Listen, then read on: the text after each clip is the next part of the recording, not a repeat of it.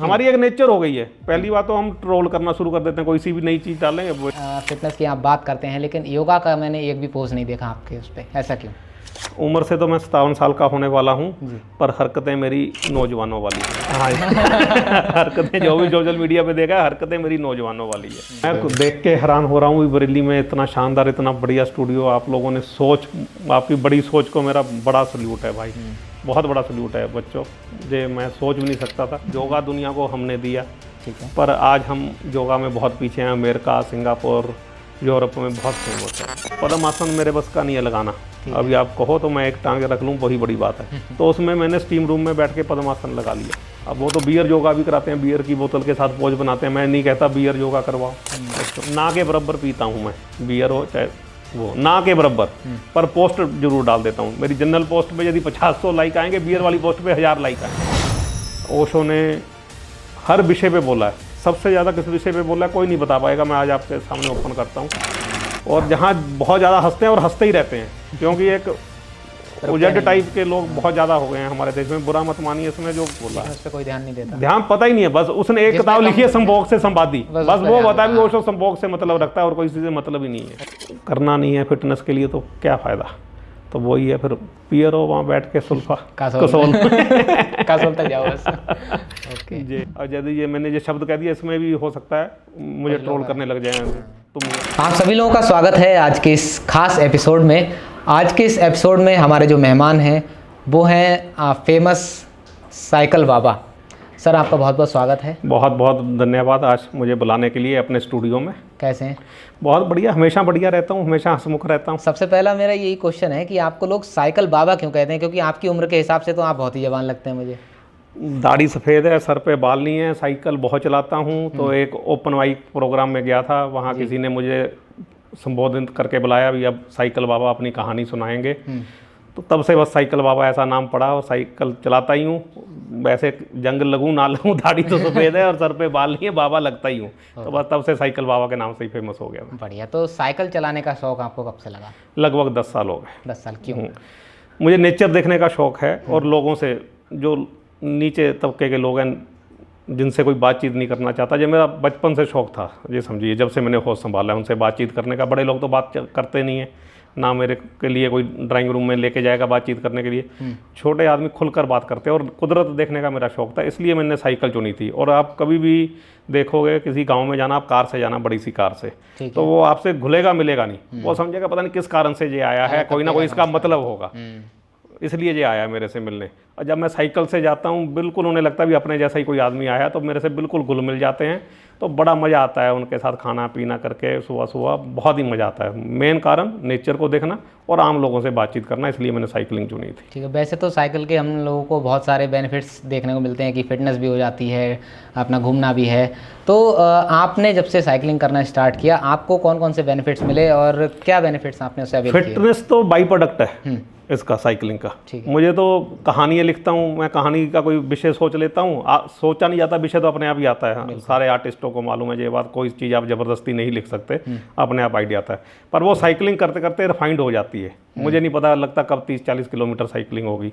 कटाक्ष मैं लिखता हूँ, बहुत राजनीतिक कटाक्ष लिखता हूँ, करंट अफेयर्स पे कटाक्ष लिखता हूँ, वो सब मेरे साइकिलिंग के कारण ही है। अपने आप साइकिलिंग होती जाती है, अपने आप वो रिफाइंड होते जाते हैं, और आके तुरंत जैसे ही साइकिलिंग रोकता हूँ तुरंत लिखता हूँ कि कहीं भूल ना जाऊँ।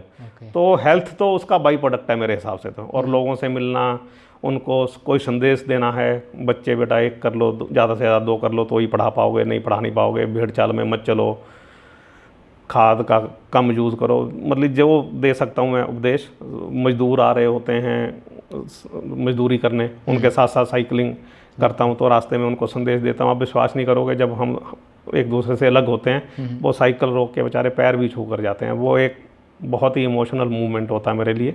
तो मैं स्टेज पे लेक्चर देने वाला आदमी नहीं हूँ, मैं मैन टू मैन लेक्चर देने वाला पर्सन हूँ। मैं यहाँ तक समझ पा रहा हूँ कि आपको साइकिलिंग ने जो बेनिफिट दिया वो ब्रेन स्टॉर्मिंग का दिया है। बिल्कुल, नो डाउट। आइडिया, एक से एक आइडिया, इतना कुछ लिखता हूँ वो सिर्फ साइकिलिंग के कारण। ओके। तो ट्रैवल करना क्यों ज़रूरी, कहाँ तक ज़रूरी है और किस किस को ट्रैवल करना चाहिए? एक शायद आपने, जैसे मेरा नाम साइकिल बाबा, एक पीपल बाबा भी आजकल काफ़ी फेमस हैं, शायद आप लोगों ने सुना हो। वो कहते हैं 1,60,000 का आईफोन मत खरीदो, नौजवानों को कहते हैं, उसकी बजाय 16-16 हज़ार रुपये की 10 यात्राएं कर लो, आपको बहुत एक्सपीरियंस होगा। मोबाइल सस्ता खरीद लो, आईफोन मत खरीदो, 16-16 हज़ार रुपये की 10 यात्राएं करो। धक्का यूनिवर्सिटी से बड़ी पूरी दुनिया में कोई यूनिवर्सिटी नहीं है, चाहे आप हार्वर्ड में पढ़ लो, चाहे ऑक्सफोर्ड में पढ़ लो, पर धक्का यूनिवर्सिटी से बड़ी कोई यूनिवर्सिटी नहीं है। जितने धक्के खाओगे उतनी आपकी नॉलेज बढ़ेगी, उतना आपका ज्ञान बढ़ेगा। ये मेरा भी सोचना है। मैंने पीपल बाबा को तो बहुत बाद में उनका वीडियो देखा, मेरा बहुत पहले से सोचना है। मेरे से भी कोई पूछता था, मैं एक प्रोजेक्ट में कंस्ट्रक्शन कंपनी में प्रोजेक्ट मैनेजर रहा, तो सिंपल बीकॉम करी हुई है मैंने, तो लोग पूछते थे आपने बीटेक कहाँ से करा, तो मैं यही कहता था धक्का यूनिवर्सिटी से। तो धक्का यूनिवर्सिटी, ट्रैवलिंग बहुत ज़रूरी है, और वो ट्रैवलिंग नहीं मैं मानता हूँ भी आपने बढ़िया सी कार में गए, प्री बुक करा हुआ है रिजॉर्ट और उसमें जाके रुक गए, दैट्स नॉट ट्रैवलिंग। आप उसमें नहीं कम रिसोर्सेज से मतलब नहीं है, आपको पल पल में डिसीजन बदलने हैं। अभी मैं जहाँ से वहाँ तक ट्रेन में जाऊँ, जहाँ से वहाँ तक जो कंबाइंड टैक्सीज चलती हैं उसमें बैठ के जाऊँ या बस में जाऊँ, डिसीजन लेने की पावर बढ़ती है यात्राओं में। वो इस तरह की यात्राएं करनी है अनप्लान्ड। यदि आप फुल प्लान करके गए तो उसका कोई फायदा नहीं है। बढ़िया सी कार उठाई, नैनीताल में जाके बढ़िया से रिजॉर्ट में, तो दैट इज़ नॉट यात्रा, दैट इज़ नॉट धक्का यूनिवर्सिटी। तो धक्का यूनिवर्सिटी में पढ़े ही नहीं ना आप, धक्के कहाँ खाए आपने। मतलब हर चीज़ का एक्सपीरियंस मिले आपको। हाँ, तो पल पल आप डिसीजन लें, डिसीजन लेने की पावर बढ़ेगी पल पल। अभी मैं होके आया हूँ अप्रैल में नीति वैली, 5 बार सुमो बदली मैंने वहाँ तक, जहाँ से मैं गया ट्रेन से हरिद्वार, हरिद्वार से मैंने 3 व्हीलर पकड़ा ऋषिकेश, ऋषिकेश से सुमो पकड़ी रुद्रप्रयाग, रुद्रप्रयाग से सुमो पकड़ी अपना कर्णप्रयाग, कर्णप्रयाग से सुमो पकड़ी जोशीमठ, जोशीमठ से सुमो पकड़ी नीति वैली। बिल्कुल। तो कितने धक्के खाए, कितने लोगों से मेरी बातचीत हुई रास्ते में। हर सुमो में 10 लोग होते हैं, पीछे आगे सब मिला के 10 लोगों से बातचीत हुई। 5 बार मैंने सुमो बदली, 50 लोगों नए लोगों से मिला, मैं 50 लोगों से बातचीत हुई, मैंने अपना एक्सपीरियंस शेयर करा, उन्होंने अपना एक्सपीरियंस शुरू करा। तो ये नॉलेज आपको कहाँ से मिलेगी यदि धक्का यूनिवर्सिटी में नहीं पढ़ोगे तो। बिल्कुल। यही स्टोरी मेरे ख्याल से रितेश अग्रवाल जो ओयो के फाउंडर हैं उनकी भी है, कि उन्होंने 1 लाख रुपए के आसपास पैसा इकट्ठा किया और उन्होंने इलॉन मस्क को एक चिट्ठी लिखी। उन्होंने उनसे कहा कि मैं इस 1 लाख रुपए का क्या करूं और कौन सा स्टार्टअप मैं शुरू करूं। तो इलॉन मस्क का रिप्लाई आता है कि आप इस 1 लाख रुपए को कहीं इन्वेस्ट मत करो, आप विदेश घूमो, आप इंटरनेशनल ट्रैवल करना शुरू करो। तो उसी दौरान उन्हें ओयो का आइडिया है। तो ट्रैवलिंग करना मेरे ख्याल से बहुत ज़रूरी है। ओके, तो अब मैं थोड़ा सा फिटनेस की ओर आता हूँ, क्योंकि योगा डे भी आने वाला है, कल को योगा डे है। हाँ बिल्कुल। तो आपकी मैं बहुत सारी पोस्ट मैंने देखी, फिटनेस की आप बात करते हैं, लेकिन योगा का मैंने एक भी पोस्ट नहीं देखा आपके उस पर, ऐसा क्यों? उसके पीछे कारण है, उम्र से तो मैं 57 साल का होने वाला हूँ, पर हरकतें मेरी नौजवानों वाली हैं, इसीलिए मैंने आपको जवान बोला। हाँ हरकतें जो भी सोशल मीडिया पे देखा, हरकतें मेरी नौजवानों वाली है। योगा थोड़ा सा स्लो, थोड़ा सा क्या बहुत स्लो है, और जो आजकल का युवा नहीं जुड़ पा रहा योगा से, उसके पीछे भी यही कारण है। योगा दुनिया को हमने दिया, ठीक है, पर आज हम योगा में बहुत पीछे हैं। अमेरिका, सिंगापुर, यूरोप में बहुत फेमस है, उसके पीछे हम स्टडी नहीं करते वहाँ क्यों फेमस है। क्योंकि वहाँ लोगों ने उसको चेंज कर लिया, लोगों के इंटरेस्ट के हिसाब से थोड़ा थोड़ा मॉडिफाइड कर लिया, पूरा मॉडिफाइड नहीं करा। जहाँ ध्यान देने वाली बात है, थोड़ा थोड़ा। जैसे पावर योगा में क्या करा उन्होंने, थोड़ी सी स्पीड बढ़ा दी, थोड़े से म्यूजिक के साथ आप पावर योगा कर सकते हो, थोड़ी सी स्पीड बढ़ा दी। एक्सरसाइज और योगा के बीच में पोज वही रखे हैं, पोजेज में कोई चेंज नहीं करा है, थोड़ी सी स्पीड बढ़ा दी। जैसे उसमें आपको नीचे झुक के होल्ड करना है, होल्ड करे रहो तो बोरियत सी आती है, वो होल्ड करा उठ गए, फिर मैं थोड़ा सा होल्ड कराया कुछ सेकंड के लिए, 5 सेकंड के लिए, फिर मतलब हर चीज़ का पोज बदल लिया। अब विक्रम योगा पूरा हॉल को वो स्टीम से भर लेते हैं। अच्छा, उसका नाम ही हॉट योगा है, ठीक है। स्टीम में वो योगा कराते हैं विक्रम, गए इंडिया से ही हैं। उसका मैंने एक्सपेरिमेंट करके देखा, जनरली मेरे से योगा नहीं होता है, ठीक है, मैं करने की कोशिश करता हूँ, नहीं होता है, क्योंकि पहले मैंने 40 साल तक नहीं करा, अब इस उम्र में करने की कोशिश करता हूँ, बॉडी में स्टिफनेस आ चुकी है, नहीं होता। एक्सरसाइज में कर लेता हूँ, योगा मेरे से नहीं होता है। पर मैंने एक जिम के स्टीम रूम में स्टीम लेते लेते विक्रम योगा की मैंने वीडियो देखी हुई थी, तो उसमें बैठ के मैंने वो योगा करके देखा, क्योंकि एक्सपेरिमेंट करना मेरा शौक है। मैं सिंपल एक ठर्रे की लाइफ नहीं जी सकता, चाहे वो खाना पीना हो। आप देखते हो कि मेरी पोस्टें नए नए खाने पीने की, मैं सोचता हूँ दुनिया में मेरे से कोई चीज़ छूटे नहीं, चाहे वो खाने पीने वाली हो, चाहे घूमने की हो, हर चीज़ का मैं टेस्ट करूँ। तो उसमें स्टीम रूम में मैंने वो योगा करके देखा। पद्म आसन मेरे बस का नहीं है लगाना, अभी आप कहो तो मैं एक टांगे रख लूँ, वही बड़ी बात है। तो उसमें मैंने स्टीम रूम में बैठ के पद्म आसन लगा लिया। ओके।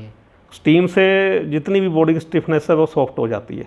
अब वो Vikram one of the richest person of world है, इंडिया का ही योगा बेच कर ही कहोगे, योगा करवा कर बेच कर, इतने बड़े बड़े स्टूडियो बनाता है वो, हर कंट्री में, फॉरेन इंडिया में उसका स्टूडियो नहीं है, वर्ल्ड के हर कंट्री में उसका स्टूडियो है। हम हर विषय पे कोई भी एक्सपेरिमेंट करने से घबराते हैं, पता नहीं क्या बात है। तो आज की जनरेशन के हिसाब से टेस्ट को चेंज करना पड़ेगा, पावर योगा अपनाना पड़ेगा। अब वो तो बियर योगा भी कराते हैं, बियर की बोतल के साथ पोज बनाते हैं। मैं नहीं कहता बियर योगा करवाओ बच्चों को, बियर उनका कल्चर है, चलो उन्होंने उसको योगा के साथ जोड़ लिया। मतलब वो एक्सपेरिमेंट बहुत करते हैं, चेंजेस बहुत लाते हैं। हम लकीर के फकीर हैं जो पतंजलि जी लिख गए, ना जी ना। तो मतलब इंडिया वाले डरते क्यों हैं कुछ हर चीज में? हमारी एक नेचर हो गई है। पहली बात तो हम ट्रोल करना शुरू कर देते हैं, कोई सी भी नई चीज डालेंगे। विवेकानंद जी ने कहा है, आपने सुना ही, पढ़ा होगा, सुना होगा भी, पहले कोई सी भी नई चीज लाओगे लोग हंसेंगे, फिर थोड़ा सा समझेंगे, फिर अपनाएंगे। और जहाँ बहुत ज़्यादा हंसते हैं और हंसते ही रहते हैं, क्योंकि एक उजड टाइप के लोग बहुत ज़्यादा हो गए हैं हमारे देश में। बुरा मत मानिए इसमें, जो यदि हम एक्सेप्ट नहीं करेंगे चीज़ों को तो उसको सुधारेंगे कैसे। और यदि ये मैंने जो शब्द कह दिया, इसमें भी हो सकता है मुझे ट्रोल करने लग जाए, तुम ही उजड हो, तुम ही ये हो। ट्रोलिंग बहुत ज़्यादा है। विवेकानंद जी ने उस वक्त कहा था जबकि ट्रोलिंग नहीं थी, क्योंकि सोशल मीडिया ही नहीं था। कोई लोग आप पे हंसेंगे, फिर थोड़ा सा समझेंगे, फिर अपनाएंगे। तो उस डर के मारे में हम लोग एक्सपेरिमेंट करते ही नहीं हैं। अब गांधी जी ने एक्सपेरिमेंट करे, उस पर लोग आज भी हंसते हैं, बिना पढ़े, बिना जाने। ओशो ने हर विषय पे बोला है। सबसे ज़्यादा किस विषय पे बोला है कोई नहीं बता पाएगा, मैं आज आपके सामने ओपन करता हूँ।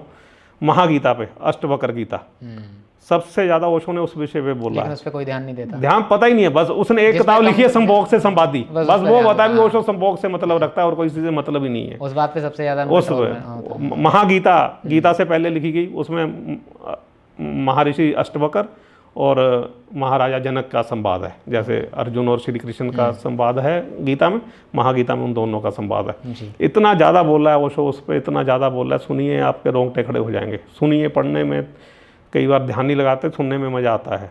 बहुत ज़्यादा बोला है, हर विषय पे बोला है, गीता पे बोला है, कृष्ण पे बोला, वरना लोगों को मालूम बस वो संभोग पे बोला है। तो ये मैं भी अपनी एक्सपेरिमेंट बताता हूँ। मैं, आप विश्वास नहीं करोगे, आज आपके सामने खोलता हूँ ये बात। ना के बराबर पीता हूँ मैं, बियर हो चाहे वो, ना के बराबर, पर पोस्ट जरूर डाल देता हूँ। मेरी जनरल पोस्ट पे यदि 50-100 लाइक आएंगे, बियर वाली पोस्ट पे 1000 लाइक आएंगे। तो आपका दिमाग वहीं रुका हुआ है ना, आप पढ़ना ही नहीं चाहते, उससे रिलेट कर रहे हैं लोग। हाँ, सिर्फ बियर, हाँ, उससे अपने आप को रिलेट कर रहे हैं ना। उनका इंटरेस्ट वही है, बिल्कुल, उनका खुद का इंटरेस्ट वही है। मैं कहानी लिखता हूँ, कहानी पढ़ना ही नहीं चाहते, उसमें 50 और 5-6 जो मेरे परमानेंट रीडर हैं उनका ही कमेंट आएगा। तो मार्केट फिर वही है ना, जो चीज़ बिकती है वही तो बेचेगा आदमी बिजनेस में। फिर उसमें उसको दोष मत दो, वही क्या बेच रहा है वही बेचेगा। तो योगा में भी ऐसे, कल योगा डे है, योगा में भी यदि हम चेंजेस नहीं लाएंगे तो नई जनरेशन को नहीं जोड़ पाएंगे। पहले तो इसके पीछे योगा इंडिया में ना फैलने का एक बहुत बड़ा कारण था, हमें डराया बहुत गया। ये करो, ये गलत हो गया तो ये नहीं, किसी के सुपरविजन में ही करो, ये नहीं। बाबा रामदेव को इसका मैं क्रेडिट दूंगा, उसने आके ओपन करा योगा के लिए, बोले नुकसान कुछ नहीं होगा, फायदा कम होगा, बस इतना जरूर हो सकता है यदि आप परफेक्ट नहीं करते हो। जैसे प्राणायाम में आप परफेक्ट नहीं कर रहे हो, सांस ले परफेक्शन से नहीं कर रहे हो, तो उसका नुकसान कोई नहीं है, आपको उसका फायदा कम होगा, इसलिए करो यार, करो कुछ तक। बहुत जो टिपिकल आसन है वो तो आम आदमी कर ही नहीं सकता, वो तो किसी ना किसी के सुपरविजन में करने ही पड़ेंगे। जो सिंपल आसन थे उसके लिए भी हमें बहुत डराया गया, क्योंकि वो अपनी दुकान अपने तक लिमिट रखना चाह रहे थे भी लोग अपने आप ना करने, चाहे हमारी दुकानें बंद ना हो जाए, जितने लोग उस वक्त करवाने वाले थे पुराने लोग। तो वो ऋषि मुनियों के साथ ही जुड़ के रह गया, आम जनता तक नहीं आ पाया। बाबा रामदेव योगा को आम जनता तक लाए, ये मैं उनको क्रेडिट देता हूँ। उन्होंने डराया नहीं, उन्होंने ओपन करा भी आपको फ़ायदा हो सकता है कम हो, पर नुकसान कोई नहीं है, करो यार, उछल कूद करो यार, भुजंगासन कर लो, कोई फ़र्क नहीं पड़ रहा, उसका फ़ायदा कम होगा, नुकसान कोई नहीं होगा। तो ये चीज़ें रामदेव ने फैलाई, उससे योगा थोड़ा सा बढ़ा। पर एक्सपेरिमेंट जैसे पावर योगा है, हॉट योगा है, विक्रम योगा जिसको विक्रम योगा भी बोलते हैं, हॉट योगा है। जैसे बेंगलोर में इतने पब हैं, मतलब जितने बेंगलोर में पब है, शायद इंडिया में कहीं गोवा है, तो वहाँ यदि बियर योगा भी होता है तो क्या बुराई है यार, इससे कोई योगा तो हो रहा है ना। जब वैसे इतनी पी रहे हो यार, चलते फिरते यार पी रहे हो, बियर पी रहे हो यार। बेंगलोर में तो पब काहे को खुले हैं, कोई वहाँ प्रवचन तो हो नहीं रहे हैं, तो काहे को हैं, और हम ही जा रहे हैं, कोई ऊपर से तो आदमी टपक नहीं रहे हैं, यहाँ ऊपर से टपक रहे हैं। तो हर चीज़ को उससे मत जोड़ो। जो स्पोर्ट्स है, योगा इज ए स्पोर्ट्स, तो स्पोर्ट्स को स्पोर्ट्स के हिसाब से ही अपनाओ, जिससे नया खून जंग लोग जुड़ें और हमारा योगा जैसे दुनिया में छाया है वो दोबारा भारत में भी छा जाए, बुरी तरह से छा जाए। तो ओशो की इस लाइन को हम बदल लेते हैं कि हंसो खेलो ध्यान करो, हंसो खेलो योगा करो। हाँ, हंसो खेलो योगा करो। मैं साइकिलिंग को प्रमोट नहीं करता हूँ, मैं हमेशा नीचे एक लाइन लिखता हूँ, हर रोज कुछ ना कुछ करो, चाहे सैर करो, चाहे जिम करो, चाहे साइकिलिंग करो, चाहे योगा करो। ये लाइन में हर रोज लिखता हूँ। कुछ ना कुछ करो। कोई हर आदमी का इंटरेस्ट अलग अलग होता है ना। इतनी स्पोर्ट्स क्यों बनी है? कोई हॉकी खेलता है, कोई फुटबॉल खेलता है, कोई क्रिकेट खेलता है, तो इतनी स्पोर्ट्स बनी इसीलिए ना, हर आदमी का इंटरेस्ट अलग अलग है। हम जानवर नहीं है भी एक ही उससे हाँक दें, तो कुछ ना कुछ जरूर करो। पर योगा को, यंग ब्लड को यदि जोड़ना है तो उसमें थोड़ा सा म्यूज़िक आपको लाना पड़ेगा, थोड़ी सी उसमें स्पीड बढ़ानी पड़ेगी, पावर योगा की तरफ जाना पड़ेगा। दोबारा हम उसी योगा पे भी आ जाएंगे। ये कहा जाता है जब हम उसमें हमें मज़ा आने लगेगा। हर रोज़ आदमी तभी करेगा यदि उसको उसमें मज़ा आने लगे, नहीं तो एक दो दिन आएगा। जैसे कल देखना क्या होगा, सबसे ज़्यादा शवासन होगा और ये जितने बड़े लोग हैं, नेता लोग हैं, नेचर भी उनकी भुजंग जैसी होती है, तो भुजंगासन बढ़िया कर लेते हैं। तो जो नेचर होगी वो तो बढ़िया करेगा ही ना आदमी, उसमें कोई ऐसी बात नहीं। तो भुजंगासन बढ़िया कर लेते हैं। नेता लोगों को भुजंग क्यों कहा? है ये नेचर, इसमें क्या है, इसमें खुल के कहने वाला है। हाँ बिल्कुल, तो वो भुजंगासन कल करेंगे और शवासन करेंगे, बस वही 2-3 फोटोग्राफी होगी, फोटो लग जाएंगे। और जहाँ मैट फ्री मिल रहा होगा वहाँ भीड़ होगी। वो योगा के लिए भीड़ नहीं होगी, वो मैट फ्री मिल रहा हो वहाँ पे भीड़ होगी। अगर आपकी ये वीडियो कोई नेता देखता है तो क्या कहेंगे आप? देखे, मैं तो कह ही रहा हूँ ना, उसमें क्या बात है? तो कोई बुराई वाली बात नहीं है इसमें क्या बुराई वाली बात है? वही वाली बात है, हम किसी के लिए कटाक्ष भी ना करें, जो जनरल बात है वो भी ना करें। Right to freedom. हाँ, राइट टू फ्रीडम तो बहुत ज़्यादा है। हम लोग वो है, नेता ही हैं, चारों तरफ नेता ही हैं। आप हवा में आप गिट्टी उछाल दो, 10 गिट्टी उछाल दो, तो हमारे यहाँ तो नेता इतने 6 नेता को लगेंगी। तो नेता इतने तो कहाँ तक पहुँचोगे, ये बताओ मुझे। बिल्कुल। तो 6 नेता हैं, एक एक गली से लेके ऊपर तक नेता ही नेता हैं। तो कल योगा डे मनाइए, और हो सके तो डेली मनाइए। सिर्फ 21 जून को इन मत मनाइए। 21 जून क्योंकि हमें नहीं मनाना चाहिए सिर्फ 21 जून को, कि हमने दुनिया को योगा दिया है, बल्कि दूसरे लोग मनाएं, कोई बात नहीं है। इंडिया वालों को तो डेली मनाना चाहिए। और उसमें थोड़ा सा नौजवानों के हिसाब से तड़का जरूर लगाइए, मेरा ये कहना है। तो आपने इतना ट्रैवल जो किया है, आप कोई ऐसा किस्सा शेयर करना चाहेंगे जिसमें आपको सबसे ज़्यादा मज़ा आया हो अब तक की ट्रैवलिंग? नहीं, मेरी ट्रैवलिंग कभी भी कोई नेगेटिव मुझे कोई इशू नहीं हुआ, क्योंकि मैं अनप्लान्ड जाता हूँ। और मैं ये सोच के जाता हूँ जहाँ तक पहुँचूँगा कोई दिक्कत नहीं, वहाँ से लौट आऊँगा। अब मालूम पड़े घर से बड़ा सूटड बूटड होके नैनीताल जा रहे हैं, रास्ते में लैंडस्लाइड हो गया, तो अरे यार रेड लग गई। मेरे साथ ऐसा नहीं है, क्योंकि मेरी अनप्लान्ड होती है जहाँ तक, क्योंकि मेरा शरीर और मोटापा भी मेरे साथ हेरिडिटी प्रॉब्लम है मोटापे की। मेरी मदर के कारण मैं मोटा हूँ। मैंने हर तरीका, क्योंकि मुझे माउंटेनियरिंग का इतना शौक है, तो मोटापे से तो मैं पीछा हर हालत में छुड़ाना चाह रहा हूँ, पर नहीं छूट रहा है। तो हेरिडिटी प्रॉब्लम है, पर मैं प्री प्लान बिल्कुल नहीं करके जाता। जहाँ तक पहुँचूँगा ट्रैक करते हुए, वहाँ तक मैं मज़ा लेके लौट आऊँगा। सबसे बढ़िया इंसिडेंस हुआ था मुलिंग वैली, हम गए जी। 2 खच्चर हमने लिए, सामान 12 किलोमीटर जाना था हमें आखिरी गांव से।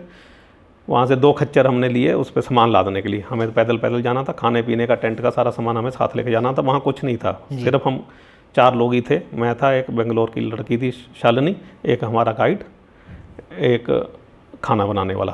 खच्चर वाले ने कह दिया आप हमारे खच्चर ले जाओ, मुझे काम है, मैं नहीं जा पाऊँगा, आप मेरे खच्चर ले जाओ। उसने हमें 2 खच्चर दे दिए। हमें सामान भी, हर चीज़ का स्टाइल होता ना, हमें सामान भी ढंग से बांधना नहीं आता था। वो गया नहीं खच्चर वाला साथ, तो हम चारों लोग जैसे तैसे सामान बांध के चल दिए। बार बार रास्ते में ढीला भी हो रहा था, सामान बार बार बांधना पड़ रहा था। वहाँ पहुँच के साइड पर टेंट टुंट लगाया और घोड़े घास खाने के लिए छोड़ दिए। अगले दिन सुबह अब घोड़ा फिर चाहिए था सामान लाने के लिए, तो हम बड़ी कोशिश कर रहे हैं। वहाँ और भी घोड़े थे, वो घास का बड़ा मैदान है, तो वहाँ घोड़े वगैरह चरने के लिए आ जाते हैं। बहुत बड़ा गैस का मुलिंग वैली घास का मैदान है। तो हम लेके, क्या बोलते हैं उसको, घोड़े के डालते हैं, नाल नहीं बेटा, लगाम लेके घूम रहे हैं कि पड़वा ले घोड़ा। पड़वा ही ना कोई घोड़ा, पड़वा ही ना। पहले तो हम पहचान नहीं पा रहे, तो एक वाइट था हमारा, एक ब्लैकिश था घोड़ा, तो अंदाजे से भी ये हमारा ही घोड़ा है, ये उनके पीछे पीछे, वो आगे आगे, हम उनके पीछे पीछे, लगाम ही ना पड़वाए। फिर जैसे तैसे एक घोड़े ने, मतलब 1 घंटे की मशक्क़त के बाद एक घोड़े ने लगाम पड़वा ली, तो उस पर जितना सामान लाद सकते थे लाद लिया। गाइड बोला कोई बात नहीं, बाकी सामान हम यहीं छोड़ जा रहे हैं, जहाँ कोई ऐसी बात नहीं है, जो भी घोड़े वाला आएगा वो सब एक ही गांव के लोग हैं, वही आते हैं, वो ले आएगा, कोई दिक्कत नहीं है। वो एक घोड़े को हम जैसे तैसे लेके जितना सामान ला सकते थे अपना हम ले आए, वो अपना छोड़े आए। जो हमारे साथ ट्रैवलिंग एजेंसी वाले थे वो अपना छोड़े आए, जो गाइड का सामान था वो अपना छोड़े आए, हमें आगे वापस आना था तो हम अपना सामान ले आए। ठीक है। नीचे आके खच्चर वाले के घर पहुंचे, हमने कि भैया एक घोड़ा हम तुम्हारा नहीं ढूंढ पाए, ये एक घोड़ा अपना। बोले ये भी घोड़ा मेरा नहीं है। ये भी कौन है? बोले भैया मैं कल जाऊंगा, ले आऊंगा, आपका सामान भी ले आऊंगा, दोनों घोड़े भी ले आऊंगा, जिसका होगा ढूंढता हुआ आ ही जाएगा, ये गाँव वालों का या किसी ना किसी का ले जाएगा अपने। तो ऐसे इंसिडेंट्स आते हैं, बहुत मजा आता है। तो ये एक नई एक्सपीरियंस, अरे अल्टीमेट एक्सपीरियंस है ये। बिल्कुल। तो इस तरह के एक्सपीरियंस होते हैं। अच्छा, ये बताइए, जो ट्रैवलर लोग होते हैं सबसे ज़्यादा उनको वैलीज या माउंटेन्स ही क्यों पसंद होते हैं? नहीं ऐसा नहीं है, क्योंकि मैंने सुना है जो लोग ज़्यादातर ट्रैवलिंग करते हैं नहीं, माउंटेन्स में ज़्यादा वो जाते हैं। फोटो डालते हैं हम लोग, इसलिए आपको लगता है। ज़्यादातर तो पीने पिलाने वाले होते हैं, वो कसोल जाके बैठ जाते हैं, वो उनको वो 300 रुपये की इतनी सी वो दे देते हैं, मलाना क्रीम बोलते हैं उसको, वो पत्तों को मल मला के और बड़े खुशी से पीते हैं, और ज़्यादातर को वो देव दर्शन धूप ही दे देते हैं। अच्छा। वो जाते हैं। सच बता रहा हूँ, मैं बात आपको, मुझे भी सच्ची बात है, ये बिल्कुल पता है नहीं, वो सिगरेट में भर के बड़े खुशी से पी रहे हैं। कसोल इसीलिए फेमस है। वो कहाँ जाते हैं वैलीज में, कसोल में यदि 100 लोग जाते हैं तो आगे वैलीज में मुश्किल से 5, खीरगंगा ट्रैक पे मुश्किल से 5, बाकी मजा ले रहे हैं। हाँ, खीरगंगा ट्रैक 13 किलोमीटर का टफेस्ट ट्रैक है, मैं 4.5 घंटे में चढ़ गया था। वो खुद हैरान हो रहे थे। मेरी चढ़ाई का तरीका है, मैं धीरे धीरे चढ़ता रहता हूँ। कसोल तो फेमस ही है नशा सिटी, तो आप देखना सारे बार्स फुल होंगी, और हर चाय वाले के पास वो मिल रही है, देव दर्शन धूप वही ले लेके आदमी पी रहा है, खुश है। अच्छा। मतलब 90% डुप्लीकेट है, फिर भी खुश है। साइकोलॉजी भी मैंने वो पिया है। तो रोज़मर्रा की ज़िंदगी में आप साइकिलिंग से ट्रैवल करते हैं, या साइकिलिंग करते हैं, या फिर ऐसे ही मतलब बाइक का यूज़ भी करते हैं? नहीं, सितंबर से लेके मार्च तक तो मैं ना के बराबर स्कूटी का इस्तेमाल करता हूँ साइकिलिंग में, जब अपने बिजनेस पे भी। और जनरल जो अपना मार्च से लेके सितंबर तक इसमें मुझे यूज़ करनी पड़ती है दिन में स्कूटी, गर्मी काफ़ी ज़्यादा होती है, तो किसी के जाओ पूरा पसीने से लथपथ तो अच्छा नहीं लगता, तो इस कारण से मुझे यूज़ करनी पड़ती है दिन में। यदि सुबह शाम जाता हूँ इन महीनों में भी, तो साइकिल से ही जाता हूँ। ओके। तो ये बताइए कि साइकिलिंग आप जो करते हैं उसमें सबसे ज़रूरी चीज़ क्या है, कि साइकिलिंग में क्या क्या सामान लेके जाते हैं? कुछ नहीं, मांग लो यार, इतने गाँव आए रास्ते में लेके क्या जाना है। अच्छा, हाँ, हम तो कनेक्शन बनाते चलो, आप भिक्षा मांग लेता हूँ मैं, मुझे किसी के भी घुस के चाय पी लेता हूँ, किसी भी घुस के खाना का। इसलिए मैं ज़्यादातर सोलो चलता हूँ, क्योंकि जात पात का लोग वहम करते हैं, मेरे साथ ऐसा कुछ नहीं है। ट्रैकिंग पे भी मैं सोलो जाता हूँ, क्योंकि वो मुझे कुछ भी खिला दे मेरा होस्ट, मैं खा लूँगा। ठीक है, वो उसकी जिम्मेदारी है, वो देखे, क्योंकि इंटीरियर हिमालयस में जाओगे वहाँ 100% नॉन वेजिटेरियन मिलेंगे आपको। अब वो कोई कहे मैं ये नहीं खाता, मैं वो नहीं खाता, मैं लहसुन नहीं खाता, तो वो इंटीरियर में ना ही जाए, क्योंकि वहाँ होटल नहीं है। नहीं, वहाँ है ही वही चीज़ ना, सर्वाइवल के लिए नहीं, है ही वही चीज़। वो भेड़ पालते हैं, भेड़ ही खाते हैं। अब मैं सिक्किम में गया, चाइना बॉर्डर पे, वहाँ एक तिब्बती फैमिली के यहाँ रुका, तो उन्होंने तो याक टांग रखा था ड्राइंग रूम में। वहाँ याक ही होता है, वहाँ याक होगा, याक ही होता है, और जितनी ज़रूरत है उतना काट के बना लेते हैं। अब आप नाग मुँह कोड़ो तो आप फिर नीचे ही रहिए, होटलों में ही रहिए। जितने भी आपको ट्रैवलर मिलेंगे ना, वो नॉन वेज से मतलब नहीं है, वो हर माहौल के हिसाब से हो जाए, जो भी मिलेगा हर माहौल के हिसाब से आपको एडजस्ट होना पड़ेगा। सर्वाइवल का, अभी आपने उसका अपने नीरज चोपड़ा का इंटरव्यू सुना होगा। हाँ, उसने खाया, उसको खाना पड़ा, घर पे नहीं खाना पड़ा, खाया नहीं, खाया और खाना पड़ा में फ़र्क है। दंगल मूवी में भी दिखाया है। वो वहाँ गया फॉरेन कंट्री में, तो वहाँ मेस में जहाँ ट्रेनिंग ले रहा था, सब जगह वही था, तो उसने उसको अपनाया। घर वालों ने डांटा भी, यहाँ आके घर पे नहीं खाता है।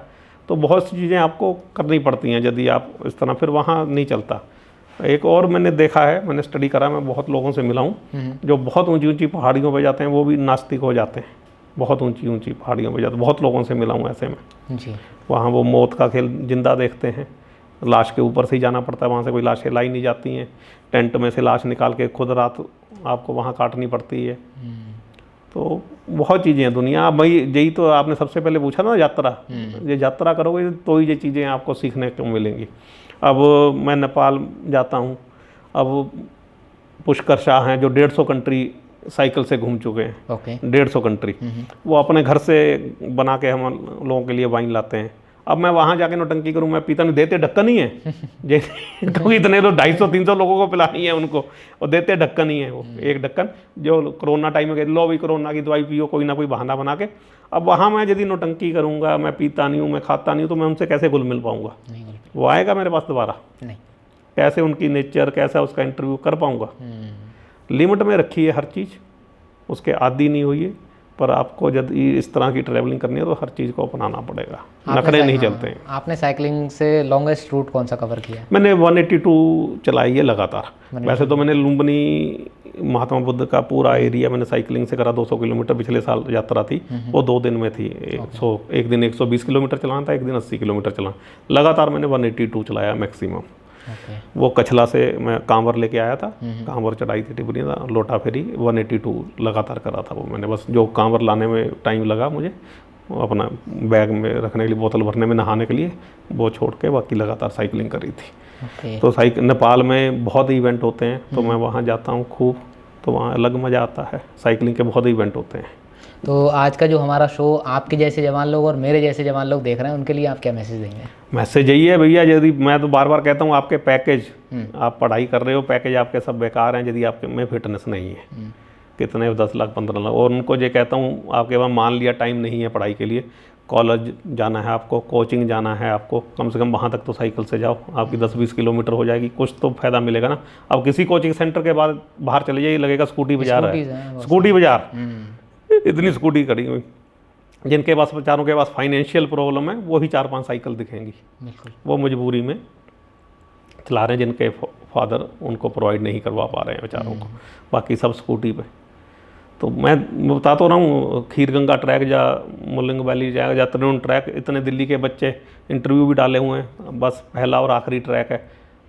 जरा जरा से जंग, तो बिल्कुल तुम्हारे उनकी सेहत और तुम्हारी उम्र नहीं कर पा रहे हैं ट्रैक। जैसे मैं ये खीरगंगा 4.5 घंटे में चढ़ गया, 8-8, 9-9 घंटे में पहुँचे बच्चे।